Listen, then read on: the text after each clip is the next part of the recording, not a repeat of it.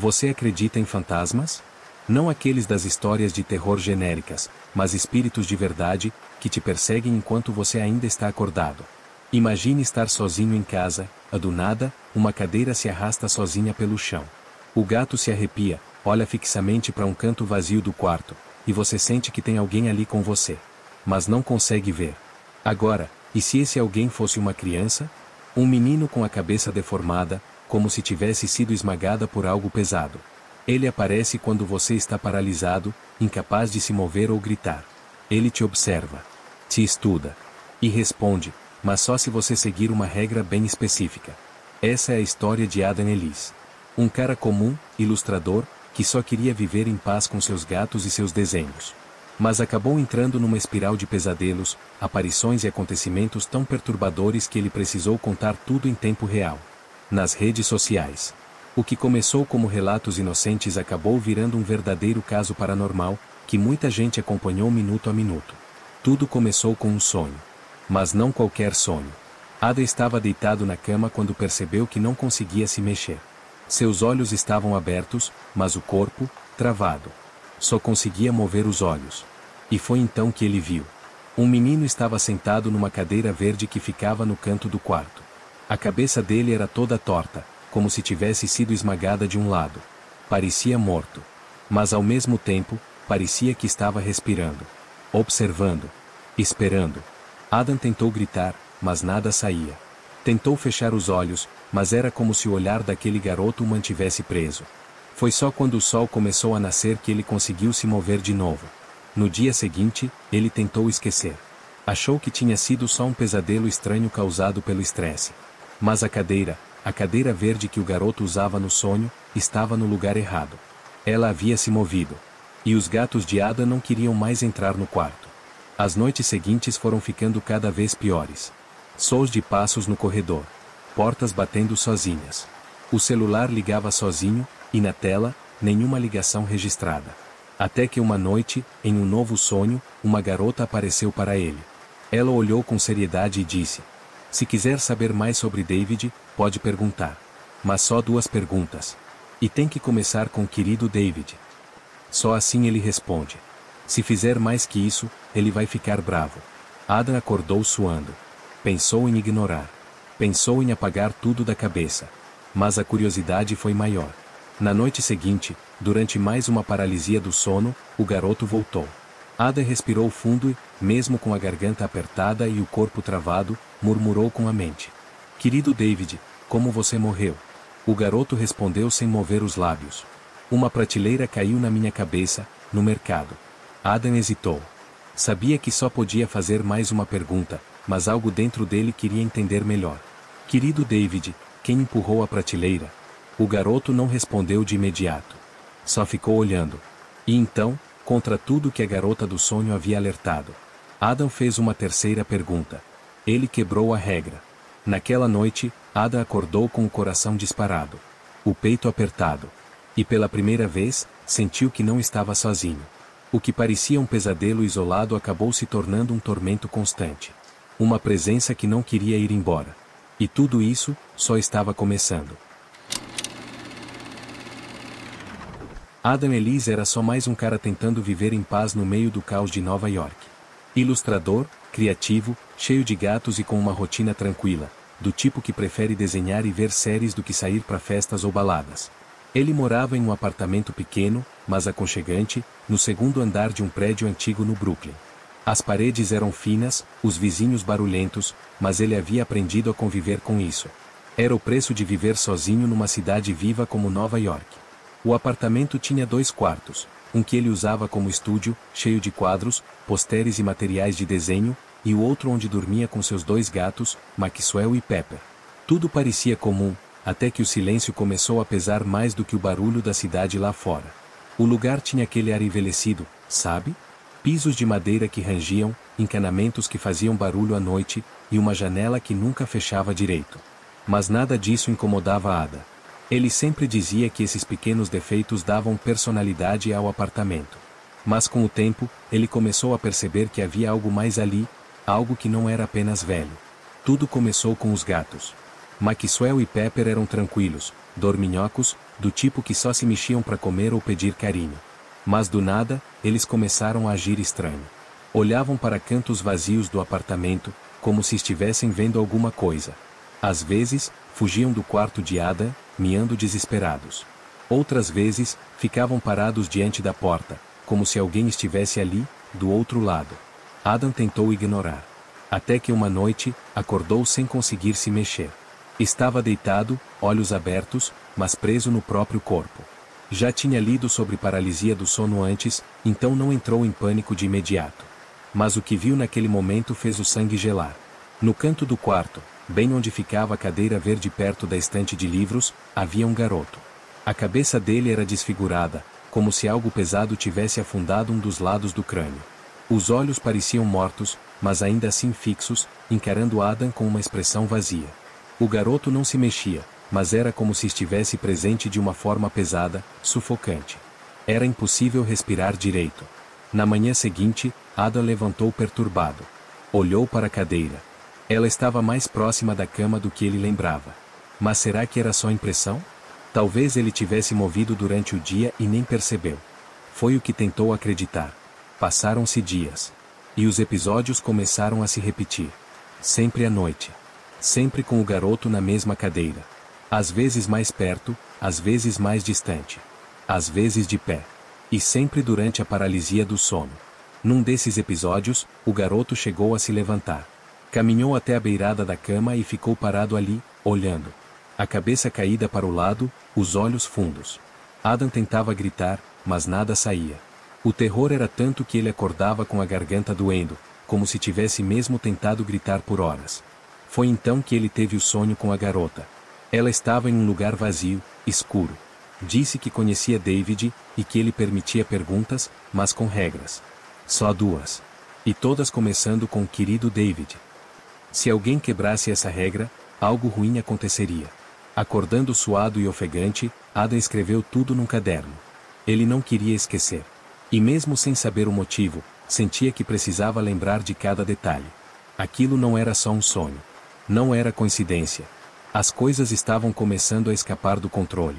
E o apartamento, antes confortável, agora parecia um campo minado de tensão e expectativa.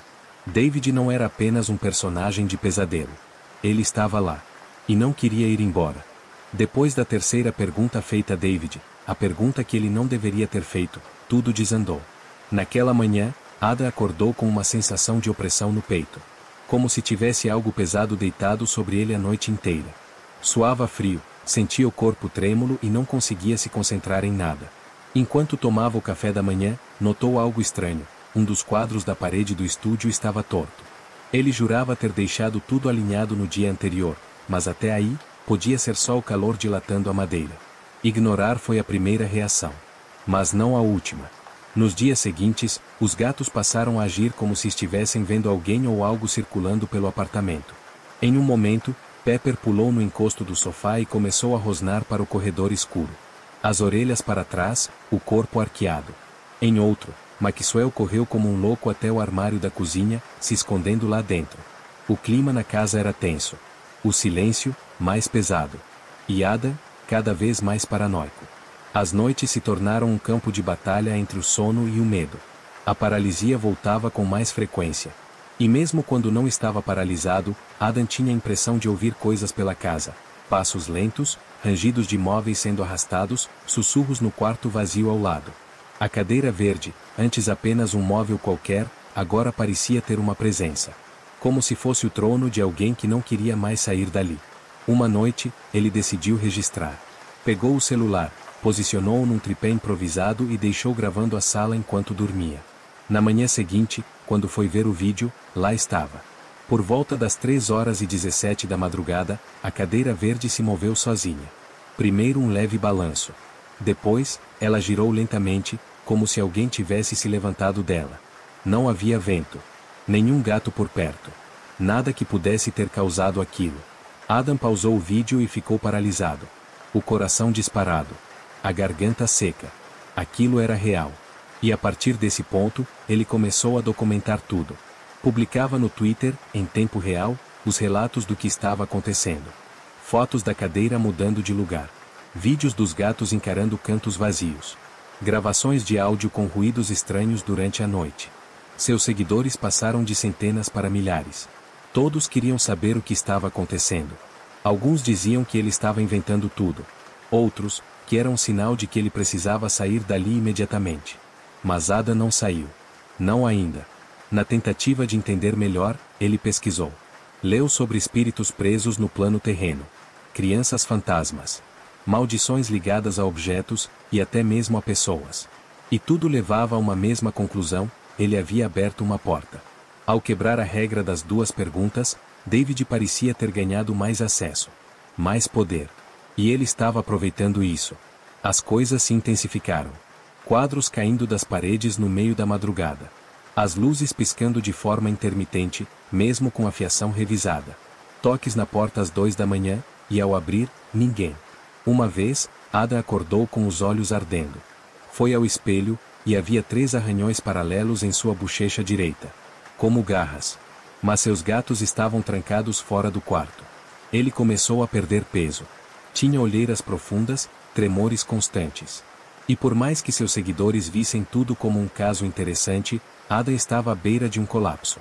O ápice foi quando sonhou, ou talvez não fosse um sonho, que estava dormindo e acordava com alguém em pé, ao lado da cama. Quando olhou, não era David. Era ele mesmo. Um segundo Ada. Igual, mas, morto. Com a cabeça caída para o lado, como a de David. A pele pálida, os olhos sem brilho. E ele sussurrou. Já não é mais só ele, agora somos 2. Acordou gritando. E dessa vez, os vizinhos chamaram a polícia. Adam tentou explicar, mas tudo parecia loucura. E mesmo assim, ele continuou relatando. Porque algo dentro dele dizia, se parasse, David ia se manifestar de outro jeito. Um jeito muito pior. Adam estava no limite. Acordava todas as noites aos gritos. As luzes da casa acendiam e apagavam sozinhas. Os gatos agora se recusavam a entrar no quarto. Um cheiro estranho, de mofo e ferro enferrujado, havia tomado conta da casa. E a sensação de estar sendo observado, nunca passava. Ele decidiu montar câmeras por toda a casa. Uma no corredor, outra no estúdio, e a principal, virada diretamente para a cadeira verde, onde tudo começou. A ideia era registrar qualquer atividade. O que ele conseguiu, foi algo muito pior. Numa noite de domingo, ele estava dormindo, ou pelo menos tentando. Sentia o corpo exausto, mas a mente alerta, como se soubesse que algo estava prestes a acontecer. Às 3h33, um barulho seco ecoou do corredor. Como se alguém tivesse derrubado algo pesado. Ada levantou devagar, pegou o celular e abriu o aplicativo das câmeras. Todas funcionavam, exceto a da sala, justamente a que apontava para a cadeira. Tela preta. Sem sinal. Ele se levantou, devagar, com a respiração presa. Caminhou até a sala com o celular na mão, tremendo. Quando virou o corredor, viu a cadeira. Ela não estava mais no canto. Estava no meio da sala. Virada para a porta do quarto dele. E em cima dela, estava David. Mas dessa vez, não era como nos sonhos. David estava mais sólido. Mais real. Sua cabeça torta, os olhos brancos, a pele cinza esverdeada e fria como cera de vela. Ele não se movia, mas a sala parecia encolher à sua volta. O ar ficou denso, quase impossível de respirar. E então, Adam piscou. E David desapareceu. Mas a cadeira continuava ali. E a sala tinha mudado. As paredes estavam manchadas. As luzes tremiam. E o espelho da parede, que sempre refletia o sofá, agora mostrava algo que não estava no cômodo, Adam dormindo na cama. A imagem era embaçada, tremida, como se fosse uma gravação. Mas estava ali. E então, do lado da cama, David apareceu novamente no reflexo. Ele se aproximava do corpo de Adam, que dormia. Lentamente. Em silêncio. Adam correu até o quarto. A cama estava vazia. Mas ele jura que havia acabado de estar ali. Do corredor, um sussurro. Querido Adam. Adam congelou. Aquilo não era David respondendo. Era David chamando. Correu até o estúdio, trancou a porta e empurrou uma estante contra ela. O celular tremia em sua mão. Abriu o aplicativo da câmera novamente. Todas estavam funcionando, menos a do quarto. Na tela, apenas um ruído estático. Mas então, Por alguns segundos, a imagem surgiu. E o que ele viu tirou todo o ar dos seus pulmões. Era ele mesmo, deitado. Mas, morto. O corpo estava pálido, os olhos abertos, mas vazios. Ao lado dele, David sorria, ou o que parecia um sorriso, com a boca torta e os dentes escuros. E no canto inferior da imagem, aparecia a mesma cadeira verde, girando sozinha, bem devagar. Adam gritou. Jogou o celular longe. Sentia o coração prestes a explodir. O som de passos correndo pela casa tomou conta do ambiente. Barulhos de coisas sendo quebradas, armários batendo, as luzes estourando uma por uma. E então, silêncio. O ar ficou gelado. Adam se encolheu num canto do estúdio, com os olhos fechados. Quando abriu novamente, tudo estava calmo. Céu claro do lado de fora. Os gatos dormindo no corredor. Mas algo estava diferente. Muito diferente. Ele se levantou devagar, caminhou até o espelho do banheiro. Encostou as mãos na pia. Olhou para si mesmo. E por um breve segundo, o reflexo não se mexeu com ele. Foi sutil. Rápido. Mas real. O reflexo encarava com olhos vazios, e a cabeça, caída para o lado. David não estava mais apenas visitando. Ele estava, dentro. Depois daquela madrugada insana, Adam não foi mais o mesmo. O reflexo no espelho, aquele pequeno atraso, o olhar morto, a cabeça caída, ficou gravado na mente dele como uma tatuagem feita a sangue quente. Ele tentou seguir a vida. Continuou postando nas redes, respondendo aos seguidores, fingindo que estava tudo bem. Mas no fundo, algo tinha mudado. A sensação de estar sozinho nunca mais voltou. Sempre havia aquela impressão de que, em algum lugar da casa, alguém o observava. Com o tempo, os episódios de paralisia do sono se tornaram mais raros. Mas o estranho é que ele também parou de sonhar. As noites viraram buracos escuros, sem memória, sem descanso. Ele ia dormir, e acordava horas depois, cansado, com dores no corpo, como se tivesse corrido uma maratona durante a madrugada. E os objetos, continuavam se movendo. A cadeira verde era encontrada em posições diferentes todas as manhãs, mesmo quando Adam aprendia com fita adesiva no chão. As plantas morriam do nada. Fotos digitais apagavam sozinhas. E o rosto de David, aquele rosto esmagado, deformado, começava a aparecer onde não deveria. Reflexos de janelas, vidros embaçados, tela de celular desligado. O mais estranho aconteceu 3 semanas depois. Adam decidiu revisar os vídeos que havia deixado de lado por medo. Queria entender melhor o que estava acontecendo. Revirando os arquivos salvos em uma pasta escondida no HD externo, encontrou um que nunca se lembrava de ter gravado. O nome do arquivo era Querido David _final.mp4. O vídeo tinha 3 minutos e 17 segundos. Ele deu play. O vídeo começa com Adam dormindo em sua cama. A câmera está posicionada no canto do quarto, como se alguém a tivesse colocado ali. Aos poucos, uma sombra se aproxima da cama. É David. Mas dessa vez, ele está diferente. Crescido. Mais alto. A cabeça ainda torta, mas agora, seu rosto parece o de Adam. David se deita ao lado dele. Fica ali, observando o rosto adormecido. E então sussurra algo que o microfone mal capta.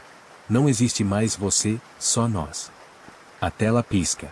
E o que aparece nos últimos segundos do vídeo é Adam, de pé, encarando a câmera. Mas algo está errado. O rosto está desfigurado, com o mesmo afundamento da cabeça que David tinha. E no canto da boca, um sorriso. A gravação termina com o som de 3 batidas secas. Depois disso, Adam desapareceu das redes sociais. Os seguidores começaram a perguntar. Alguns diziam que ele havia surtado. Outros achavam que era só marketing para um filme ou HQ. Teorias começaram a pipocar. Ele teria sido possuído, morto, ou levado por David para o outro lado. Nada foi confirmado. O apartamento ficou vazio por meses. Até que um novo morador se mudou para lá. Um cara tranquilo, designer gráfico, que adorava plantas e tinha um gato preto. Ele contou que adorou o AP, exceto por um detalhe. Toda noite, entre 3 horas e 4 horas da manhã, a cadeira verde da sala mudava de lugar. E, às vezes, quando olhava para o espelho, o reflexo dele piscava com um pequeno atraso. E a cabeça estava sempre, ligeiramente inclinada para o lado. Desde que a história de Adam Ely surgiu nas redes sociais, o caso de Querido David se tornou uma espécie de lenda moderna. Muita gente jurou que era tudo inventado, uma estratégia de marketing. Outros garantem que tudo foi real, e que o espírito de David ainda está por aí, à espera de alguém curioso o suficiente para quebrar a mesma regra. Se foi real ou não, ninguém sabe. Mas os registros estão lá. As postagens, os vídeos, os relatos, tudo documentado em tempo real enquanto o tormento de Ada acontecia. O mais estranho é que, depois que ele desapareceu da internet, várias pessoas que acompanhavam o caso passaram a relatar experiências parecidas. Pesadelos com um garoto de cabeça torta. Paralisias do sono com uma figura infantil parada na beira da cama. Sons de móveis se arrastando no meio da madrugada. E o mais comum, o reflexo no espelho, piscando com um atraso sutil. David parece ter deixado de ser apenas o pesadelo de um ilustrador. Ele virou uma presença que se espalha, se infiltra. Um espírito digital, que encontrou uma maneira de existir nos cantos escuros da internet e da mente humana. E agora que você ouviu essa história até o fim, é bom ficar atento. Se você acordar às 3 da manhã e ouvir a cadeira da sala se mexendo, não vá ver. Se seus gatos começarem a encarar um ponto fixo no quarto, como se estivessem vendo alguém, finja que não percebeu. E, acima de tudo, nunca, jamais, chame por ele. Não diga querido David. Não pergunte nada. Porque se você fizer isso, mesmo que seja só por curiosidade, ele vai saber. E pode vir visitar você também.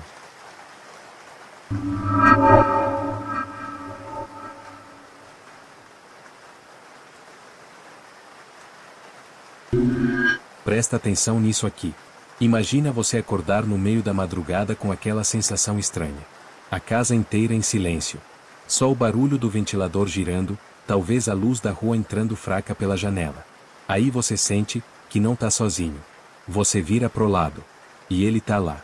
Sentado, imóvel, te olhando com aqueles olhos esbugalhados e sem vida. Um sorriso largo, cortado de orelha a orelha, como se tivesse sido entalhado a faca. A pele branca, quase apodrecida. E antes que você possa gritar ou se mexer, ele se inclina devagar e sussurra no seu ouvido. Vá dormir. É isso. Jeff, o Killer. Uma das lendas mais macabras da internet. Uma creepypasta que ultrapassou os limites do mundo virtual e se transformou numa espécie de entidade. Um nome que arrepia só de ser mencionado. Mas o que pouca gente sabe, é que por trás da figura sinistra, dos olhos fundos e da risada macabra, existe uma história real. Uma história de dor, humilhação e morte. Antes da fama, antes do terror, antes da lenda, havia uma garota chamada Kate Robinson. Em 2008, ela cometeu o erro de postar uma simples foto sua num fórum da internet. Só isso. Uma foto. Um rosto. Um momento. E foi o suficiente para destruir a vida dela. Chacota. Ofensas. Montagens bizarras. O fórum virou um campo de guerra. E no meio daquele massacre digital, surgiu uma montagem específica. Um rosto distorcido, com olhos arregalados, pele branca, boca esculpida em um sorriso perturbador. Aquela imagem virou Jeff, the Killer. A internet riu. Espalhou. Transformou em meme. E esqueceu que por trás da brincadeira tinha uma pessoa de verdade. Kate entrou em depressão profunda. E acabou se matando. Mas a imagem ficou. Circulou como lenda. Cresceu em fóruns, vídeos, histórias contadas de madrugada. Jeff virou personagem de contos de terror, jogos caseiros e pesadelos reais. Só que com o tempo, algo estranho começou a acontecer. Pessoas diziam ter visto o rosto de Jeff nos sonhos. Outras, afirmavam ter acordado e encontrado alguém sentado ao lado da cama, observando. Algumas desapareceram. Outras enlouqueceram. E ninguém sabia dizer, se tudo não passou de uma maldição criada pela própria internet. Se Jeff nasceu da dor, ou se a dor chamou Jeff para esse mundo. Essa história que você vai ouvir agora não é só mais uma creepypasta. Ela é um aviso. Porque depois de ouvir tudo isso, você pode começar a sentir que não está mais sozinho quando se deitar. Que tem algo te olhando no escuro. Algo que espera pacientemente você dormir. Ou pior, acordar. Porque nesse momento, quando seus olhos se abrem devagar, e você sente aquele frio subir pela espinha, que ele sussurra novamente. Vá dormir. E se você não obedecer? Bem, aí é tarde demais. Antes da escuridão. Antes da risada. Antes do rosto deformado que assombra milhões. Jeff era só um garoto. A família Woods tinha acabado de se mudar para uma cidade pequena, no interior de algum lugar que ninguém lembra. Casas afastadas, ruas quase sempre vazias, árvores secas balançando ao vento. Era o tipo de lugar que parece calmo demais, e isso já é um sinal de alerta. A casa deles era antiga, com piso de madeira que rangia a cada passo, janelas grandes cobertas por cortinas pesadas, e um porão que vivia trancado. Dava para sentir o mofo no ar. O tipo de cheiro que gruda na pele. A mãe dele dizia que era falta de ventilação, mas Jeff sempre achou que tinha algo errado ali. Ele e o irmão, Liu, passavam os dias tentando se adaptar. Nova escola, novos vizinhos, novas ameaças. Porque sim, naquela escola tinha os famosos valentões. E Jeff, com seu jeito calado e olhar sempre distante, virou alvo fácil. Mas o que ninguém sabia, nem mesmo o próprio Jeff, é que havia algo dentro dele. Algo escondido, adormecido, esperando só uma fagulha. A primeira semana foi quase suportável. Ele tentava não chamar atenção, mas Liu era diferente. Mais sociável, mais tranquilo, do tipo que tentava proteger o irmão das provocações. Até que um dia, no pátio da escola, 3 moleques cercaram os dois. Empurrões. Insultos. Risos.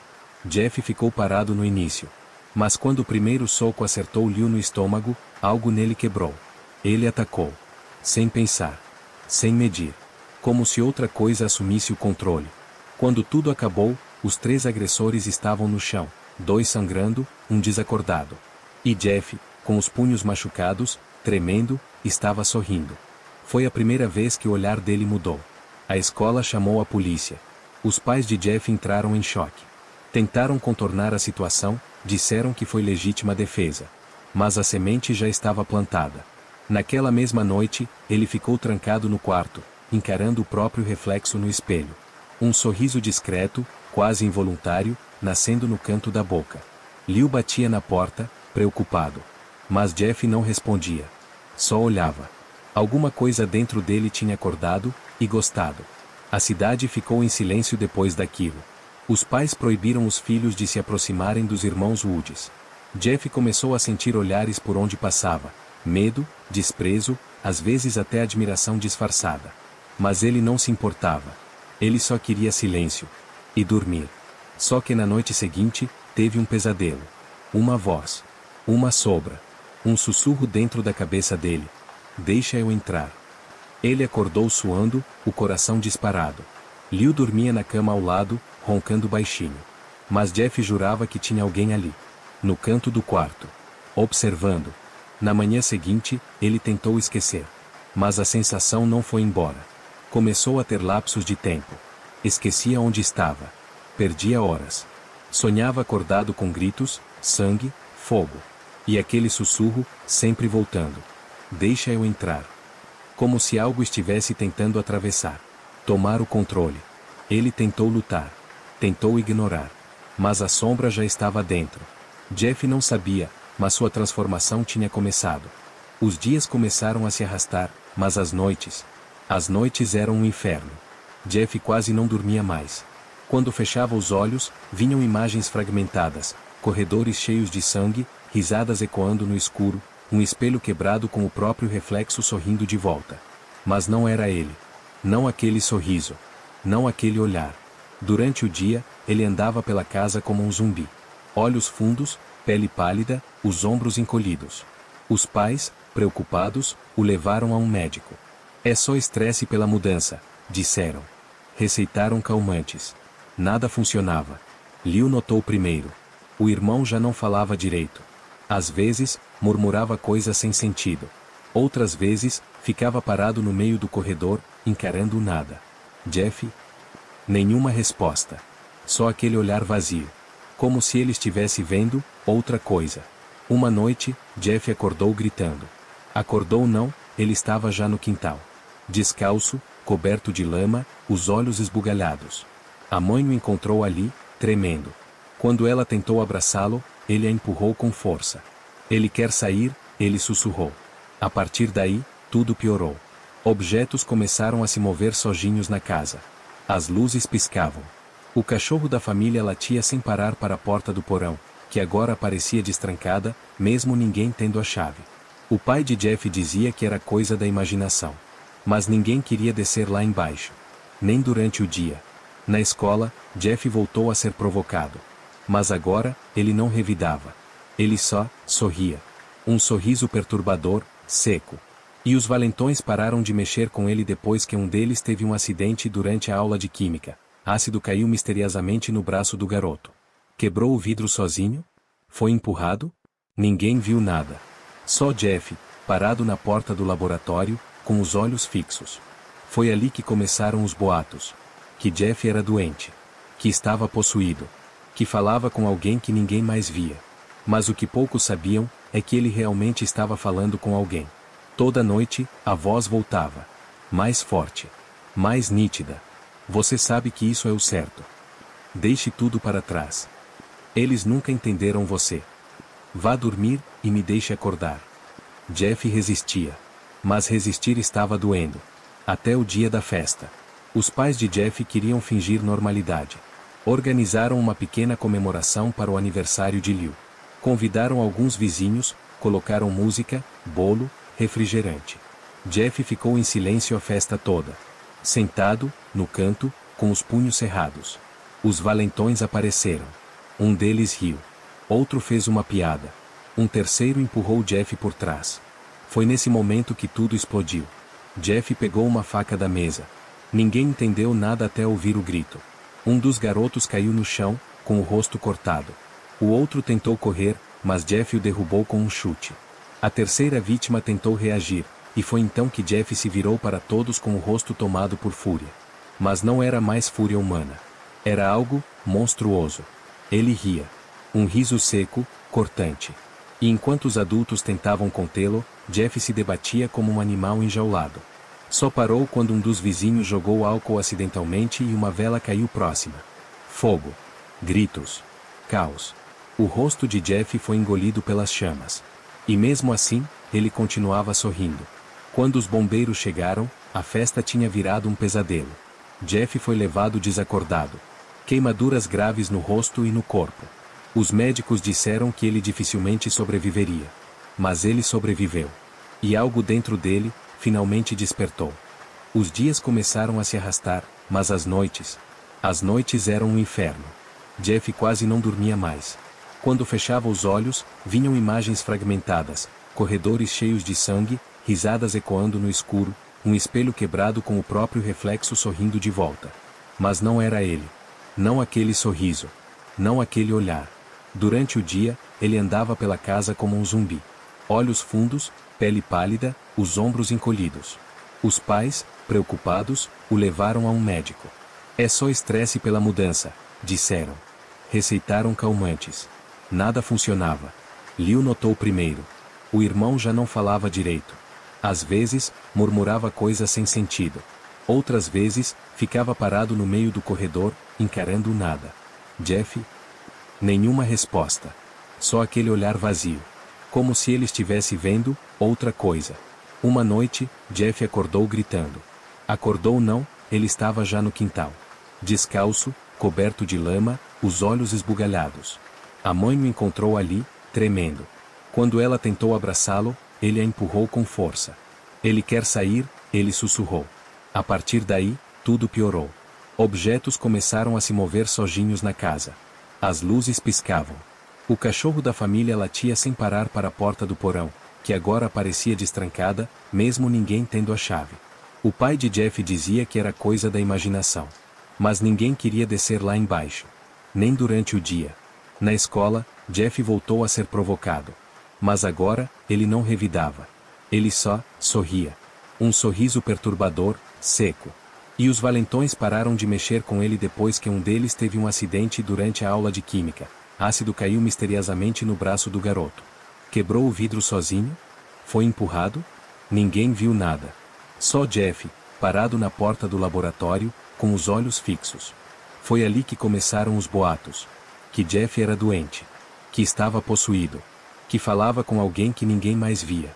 Mas o que poucos sabiam, é que ele realmente estava falando com alguém. Toda noite, a voz voltava. Mais forte. Mais nítida. Você sabe que isso é o certo. Deixe tudo para trás. Eles nunca entenderam você. Vá dormir, e me deixe acordar. Jeff resistia. Mas resistir estava doendo. Até o dia da festa. Os pais de Jeff queriam fingir normalidade. Organizaram uma pequena comemoração para o aniversário de Liu. Convidaram alguns vizinhos, colocaram música, bolo, refrigerante. Jeff ficou em silêncio a festa toda. Sentado, no canto, com os punhos cerrados. Os valentões apareceram. Um deles riu. Outro fez uma piada. Um terceiro empurrou Jeff por trás. Foi nesse momento que tudo explodiu. Jeff pegou uma faca da mesa. Ninguém entendeu nada até ouvir o grito. Um dos garotos caiu no chão, com o rosto cortado. O outro tentou correr, mas Jeff o derrubou com um chute. A terceira vítima tentou reagir, e foi então que Jeff se virou para todos com o rosto tomado por fúria. Mas não era mais fúria humana. Era algo monstruoso. Ele ria. Um riso seco, cortante. E enquanto os adultos tentavam contê-lo, Jeff se debatia como um animal enjaulado. Só parou quando um dos vizinhos jogou álcool acidentalmente e uma vela caiu próxima. Fogo. Gritos. Caos. O rosto de Jeff foi engolido pelas chamas. E mesmo assim, ele continuava sorrindo. Quando os bombeiros chegaram, a festa tinha virado um pesadelo. Jeff foi levado desacordado. Queimaduras graves no rosto e no corpo. Os médicos disseram que ele dificilmente sobreviveria. Mas ele sobreviveu. E algo dentro dele, finalmente despertou. Jeff passou semanas no hospital. Sedado. Inconsciente. Enfaixado da cabeça aos pés. Diziam que ele gritava durante a noite. Que os enfermeiros ouviam risos abafados vindo do quarto dele. Um som seco, horrível, como se alguém estivesse se divertindo em agonia. Até que um dia, ele simplesmente sumiu. Os médicos entraram no quarto e as bandagens estavam jogadas no chão, encharcadas de sangue. A janela estava aberta, e mesmo com o quarto no segundo andar, não havia nenhum sinal de queda. Só uma frase, escrita no espelho com algo vermelho. Vá dormir. A notícia correu. A polícia procurou. A escola entrou em alerta. Mas ninguém encontrava Jeff. Até que na madrugada seguinte, a casa da família Woods foi invadida. Liu acordou com um barulho vindo da cozinha. Foi descalço até lá, achando que era o pai ou a mãe. Mas o que viu, o paralisou. A porta da frente estava escancarada. E havia pegadas no chão. Pegadas de sangue. Ele chamou os pais, desesperado. Mas ninguém respondeu. Subiu as escadas correndo. O quarto dos pais estava aberto. As luzes, apagadas. O cheiro, forte. De ferro. De algo morto. No meio da escuridão, Liu viu. Viu o que tinha sobrado deles. E ouviu. Uma respiração atrás dele. Calma. Quase divertida. Quando virou, ali estava. Jeff. Mas não aquele Jeff. O rosto estava deformado, queimado, a pele pendurada em alguns pontos como cera derretida. Os olhos, arregalados, brilhavam com um brilho branco, antinatural. E a boca? A boca estava rasgada num sorriso grotesco, costurada com algo metálico, como se tivesse sido mantida aberta à força. Liu gritou. Mas Jeff só levantou um dedo em frente aos lábios. E sussurrou. Vá dormir. Pulou sobre o irmão como um animal. Mas não o matou. Deixou Liu vivo. Apenas desmaiado, ensanguentado no chão, com cortes no rosto, e a mente quebrada. A polícia encontrou a casa no dia seguinte. Um massacre. Liu, em choque, foi internado. Não falava mais. Só repetia uma frase em voz baixa, vezes e vezes seguidas. Ele está acordado agora. Ele está acordado. As autoridades nunca encontraram Jeff.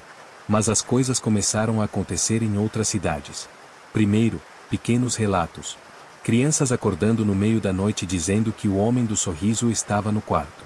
Pessoas que juravam ter visto uma sombra parada ao lado da cama. Um bilhete encontrado do lado de um corpo esfaqueado, vá dormir. Depois, gravações de câmeras de segurança mostravam vultos entrando em casas no meio da madrugada, sem sinais de arrombamento. As vítimas? Sempre dormindo. Sempre com aquele mesmo olhar de terror congelado no rosto. E o padrão ficou claro. Jeff não queria atenção. Não queria vingança. Ele só queria uma coisa. Que você estivesse vulnerável. Com os olhos fechados. E o sono leve o bastante para acordar. No instante exato em que ele se senta ao lado da sua cama. No escuro. No silêncio. E então, como se fosse a última coisa que você vai ouvir, ele se aproxima bem devagar. E sussurra no seu ouvido. Vá dormir. E você obedece. Porque, no fundo, seu corpo já sabe, que se não obedecer, ele não vai te dar uma segunda chance. Então, agora que você já conhece a verdadeira história por trás de Jeff, The Killer, fica o alerta. Algumas lendas da internet não ficam só no virtual. Elas escapam, crescem, se alimentam do medo real, do nosso silêncio, do nosso sono. Jeff é mais que um mito, ele é um aviso para quem brinca com o desconhecido. E se essa história te tirou o sono, não pense que é só imaginação. Talvez, só talvez, ele esteja mais perto do que você imagina. Sentado ao seu lado, esperando o momento certo para sussurrar, vá dormir. Se você ficou arrepiado, se sentiu o peso do silêncio da noite, deixe um comentário aqui embaixo dizendo o que achou. Já teve alguma experiência parecida? Ou conhece alguma outra lenda que deixa a galera acordada? Quero saber tudo. E não esquece de deixar o like se curtiu o vídeo, compartilhar com quem gosta dessas histórias macabras, e se inscrever no canal para não perder as próximas narrativas de arrepiar. Aqui, a gente mergulha fundo nas sombras, desvenda os mistérios e te traz o terror na medida certa. Fica ligado, porque a próxima história pode estar batendo na sua porta agora mesmo. Até lá, tenta não acordar no meio da madrugada. E se acordar, já sabe o que ele vai sussurrar. Vá dormir.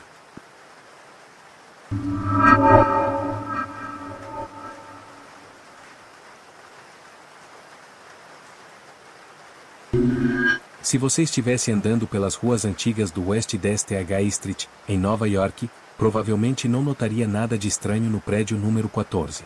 Uma fachada de tijolos vermelhos, janelas alinhadas com cortinas pesadas. Nada que denuncie o horror que vive ali dentro. Mas se você parar em frente àquela casa por tempo demais, talvez sinta o ar mudar. Um frio que sobe da calçada, que se arrasta pelos seus pés e se infiltra na espinha. E se for tarde da noite, quem sabe você veja o vulto de um homem de chapéu branco na janela do terceiro andar. Dizem que ele aparece ao lado de um gato. Dizem que é Mark Twain. Dizem que ele nunca foi embora.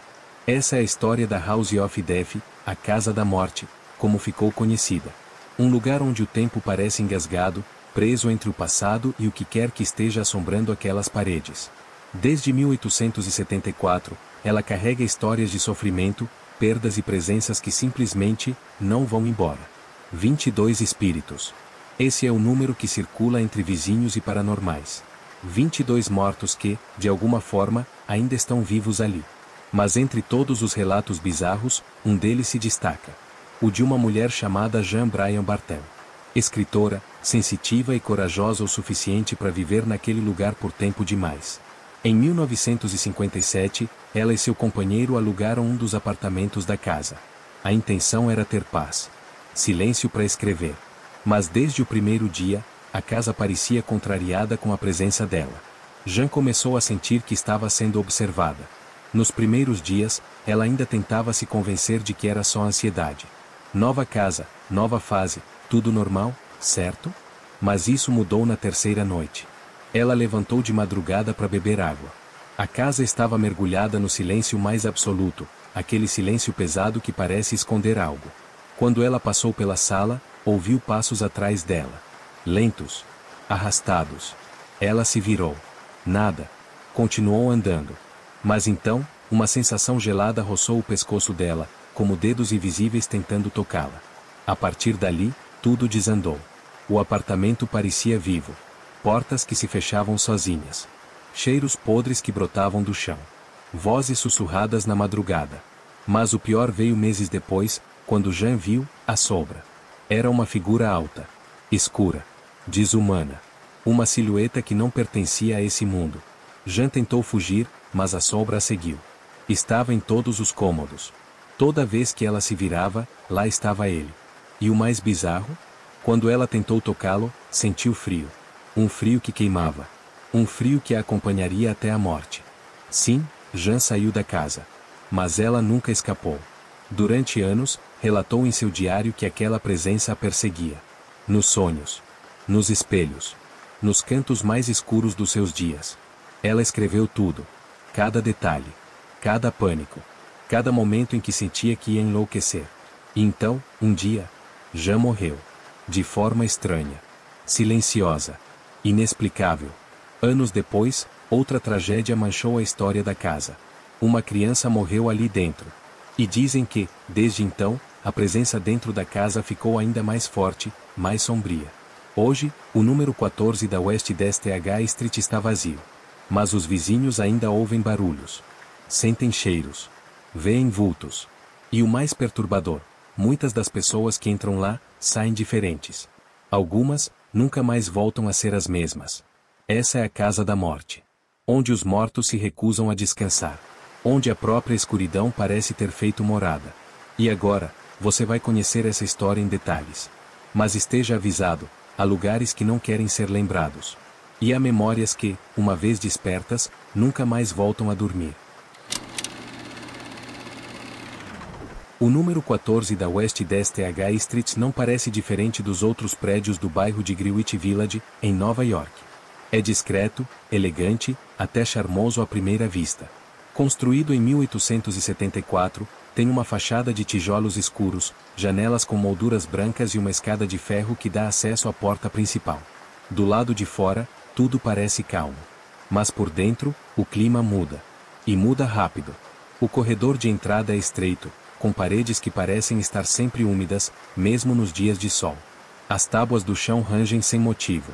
O ar, pesado, parece parado no tempo. Há um cheiro estranho no ambiente, algo entre madeira podre e flores mortas. Mesmo com a luz acesa, as sombras parecem dançar nas esquinas, como se escondessem algo. Ou alguém. Foi exatamente esse o lugar que Jean Brian Bartel escolheu para morar com seu companheiro, em 1957. Escritora, sensível e curiosa, Jean buscava tranquilidade para escrever seus livros e viver uma vida mais calma. Ela se encantou pela história antiga do prédio. Era o tipo de lugar que inspirava qualquer mente criativa. O aluguel era acessível, o bairro era bom, e ela não acreditava em fantasmas. Pelo menos, não até cruzar a porta daquele apartamento. O imóvel em que se instalaram ficava no último andar. Um espaço amplo, com janelas grandes que deixavam a luz entrar durante o dia. Mas havia algo estranho ali. Algo que Jean sentiu já na primeira noite. Uma sensação incômoda, como se alguém a observasse o tempo todo. E não era uma paranoia qualquer. Era algo real. Algo vivo. Jean era uma mulher forte, mas introspectiva. Sempre atenta aos detalhes, ela começou a perceber pequenas coisas fora do lugar. Um livro caído. Uma cadeira puxada. Objetos que desapareciam e reapareciam em cômodos diferentes. Coisas pequenas, mas que foram se acumulando. Ela tentou ignorar. Tentou rir. Tentou fingir que era tudo fruto da sua imaginação.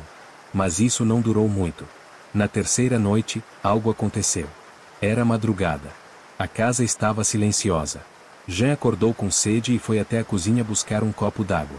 Passou pelo corredor escuro, acendendo a luz do interruptor ao lado da porta. A lâmpada piscou antes de acender por completo. O silêncio era tão profundo que ela podia ouvir a própria respiração. Mas então, ouviu passos. Passos pesados. Lentamente, atrás dela. Ela congelou. Virou-se devagar. O corredor estava vazio. Mas o som continuava. Passos que não vinham de lugar nenhum. Quando se virou novamente para seguir até a cozinha, sentiu algo roçar seu pescoço. Era como um sopro. Gelado. Fino. Como se dedos invisíveis a tocassem. Jean voltou correndo para o quarto. Trêmula. Despertou o companheiro, mas ele disse que ela devia estar sonhando.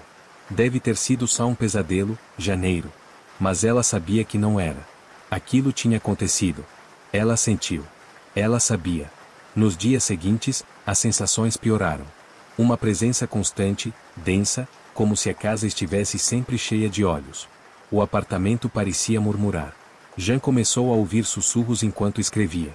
Vozes baixas que ela não conseguia entender, mas que estavam ali. Sempre ali. Ela decidiu, então, começar a escrever tudo. Cada sensação. Cada ruído. Cada aparição. Criou um diário onde registrava cada detalhe do que vivia naquele lugar. E quanto mais ela escrevia, mais a casa parecia reagir. Era como se a casa soubesse. Como se não quisesse ser exposta. Como se cada palavra colocada no papel despertasse alguma coisa que dormia nas paredes. E então, ela viu. Pela primeira vez. Uma sombra. Alta. Parada no final do corredor. Imóvel. Observando. Depois da primeira aparição, a vida de Jean nunca mais foi a mesma. A sombra, aquela figura alta e imóvel, se tornou uma constante em sua rotina. Às vezes aparecia no fim do corredor, às vezes do outro lado da sala, mas sempre observando. Sempre presente. No início, Jean pensou que era sua mente pregando peças. O estresse, talvez. A pressão dos livros, o peso da cidade. Mas a verdade é que ela sentia a presença. Ela não apenas via, sentia. E o sentimento era sempre o mesmo: medo. Um medo que paralisava os músculos, apertava o peito e secava a garganta. Um medo que ela não conseguia explicar, mas que crescia a cada dia. Ela começou a evitar ficar sozinha no apartamento, mas mesmo com o companheiro por perto, a presença não desaparecia. Pelo contrário. Era como se a entidade não se importasse com quem estivesse ali, ela queria janeiro. As luzes começaram a piscar com frequência. O rádio ligava sozinho no meio da madrugada, sintonizado em estações com vozes distorcidas ou estática. As plantas da casa começaram a morrer, uma por uma, como se fossem envenenadas por algo no ar. E o cheiro. Meu Deus, o cheiro. Ele surgiu uma noite e nunca mais foi embora, um odor de carne podre misturado com terra molhada. Vinha do chão, das paredes, de dentro dos armários. Jean limpava tudo, acendia incensos, abria as janelas, mas o fedor continuava. Forte. Impossível de ignorar. Certa manhã, enquanto escrevia em seu diário, Jean sentiu um calafrio que a fez largar a caneta. A temperatura do quarto despencou de repente, mesmo com o sol brilhando lá fora. Quando olhou para o lado, viu a sombra. Estava parada atrás da porta, quase colada na parede. Jean tentou gritar, mas a voz não saiu. Tentou se mexer, mas o corpo não respondia. A entidade avançou um passo. Depois outro. E sumiu. Ela se trancou no banheiro por horas, chorando, tremendo, sem conseguir entender o que estava acontecendo. Quando finalmente teve coragem de sair, encontrou as páginas do diário rasgadas. Todas as anotações sobre as aparições haviam sido destruídas. Como se a sombra tivesse lido e reagido. Depois disso, o comportamento da casa mudou. Passou a atacar de forma mais agressiva. Objetos voavam saginhos. As janelas batiam com força mesmo sem vento. Uma madrugada, o companheiro de Jean acordou gritando. Disse que sonhou com uma criatura enorme, com olhos vazios e pele preta como carvão, tentando sufocá-lo. Ele não queria admitir, mas também estava sendo afetado.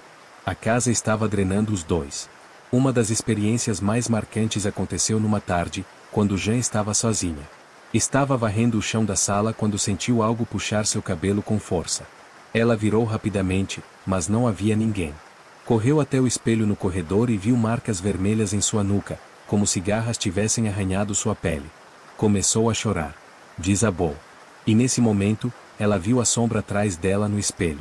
A figura estava mais nítida. Mais presente. Quase humana, mas não totalmente. Um homem alto, de ombros largos, rosto indefinido, feito de fumaça densa e escura. Jean virou-se rapidamente, mas não havia nada atrás dela.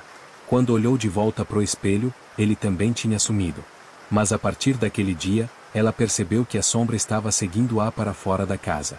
Nos cafés, no mercado, nos becos da cidade, em cada reflexo de vitrine, em cada vidro do carro, ela o via. De pé. Observando. Acompanhando seus passos como uma maldição viva. Jean sabia, aquilo não era mais apenas sobre a casa. Era sobre ela. A obsessão de Jean em registrar os acontecimentos sobrenaturais havia se tornado sua única forma de resistência. Escrever era a maneira que ela encontrava de manter a sanidade, mesmo quando a realidade começava a se despedaçar ao seu redor. Mas mesmo suas palavras pareciam não ter mais poder contra a entidade. Ela já não dormia direito. Comia pouco. Evitava espelhos. Apagava as luzes antes mesmo do sol se pôr.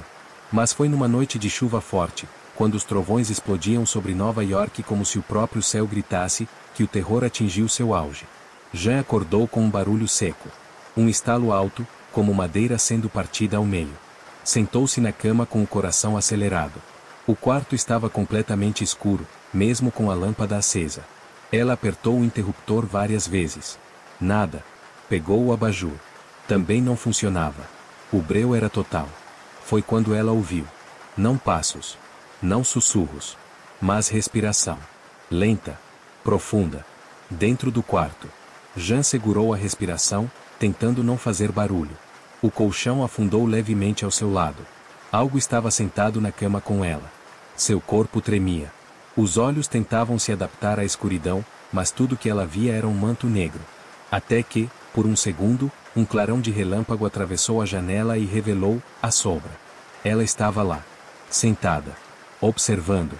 A poucos centímetros do rosto de Janeiro aquela silhueta absurda, sem feições, feita de puro abismo. Mas dessa vez, havia algo novo.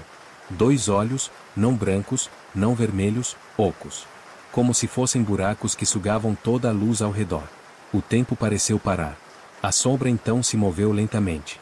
Sua mão escura se esticou em direção ao rosto de Janeiro. Ela tentou gritar, mas sua garganta parecia trancada. Tentou correr, mas estava paralisada.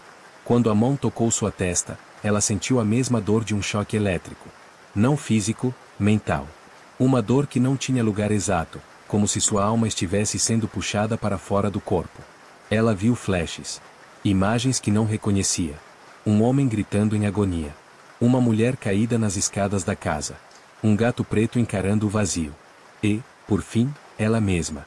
Morta, estendida no chão do apartamento, com os olhos abertos e a expressão congelada em pânico. Jean acordou no chão da sala, horas depois, com o corpo todo dolorido. Tinha arranhões nos braços, marcas roxas nas pernas e um corte no lábio. O relógio estava parado nas 3h33. O diário que estava sobre a mesa havia sido rasgado mais uma vez. Mas agora, além das páginas destruídas, havia uma frase escrita na parede com algo escuro, parecia carvão. Ou sangue seco. Você é minha. Depois daquela noite, tudo desmoronou. O companheiro de Jean decidiu deixá-la. Disse que não aguentava mais viver ali. Acreditava nela, mas temia pelo próprio destino. Ela o compreendeu. Mas não quis sair. Sentia que já não podia. A sombra agora a visitava todas as noites. Não importava se estivesse acordada ou dormindo. O mundo ao redor começou a perder sentido. O tempo dentro da casa parecia se embaralhar. Horas passavam em minutos. Às vezes, ela piscava e já era outro dia. Ela começou a perder peso. A pele pálida, os olhos fundos. Amigos começaram a evitá-la. Diziam que ela estava diferente, com o olhar vazio. Mas ninguém conseguia explicar o que era. O mais assustador? A sombra também estava mudando. Crescendo. Tornando-se mais sólida. Mais presente. Como se estivesse alimentando-se dela. A conexão entre os dois já não era apenas espiritual. Era física. Real. E então, uma noite, Jean escreveu a última frase do diário. Se eu desaparecer, a culpa é dele. Da sombra. Da casa. E eu sei que ela nunca vai me deixar. Depois daquela última anotação no diário, ninguém mais viu Jean Brian Bartel. Nem vizinhos, nem amigos. O apartamento foi encontrado trancado por dentro. Luzes apagadas. Tudo em silêncio. O ar estava denso, podre, carregado de uma energia tão opressora que até os policiais hesitaram antes de entrar. No chão da sala, havia apenas um copo de vidro quebrado e uma pequena mancha escura no assoalho, como algo que havia escorrido e sido absorvido pela madeira.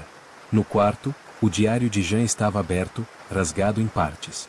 As últimas páginas sumiram, como se tivessem sido arrancadas ou engolidas pela casa.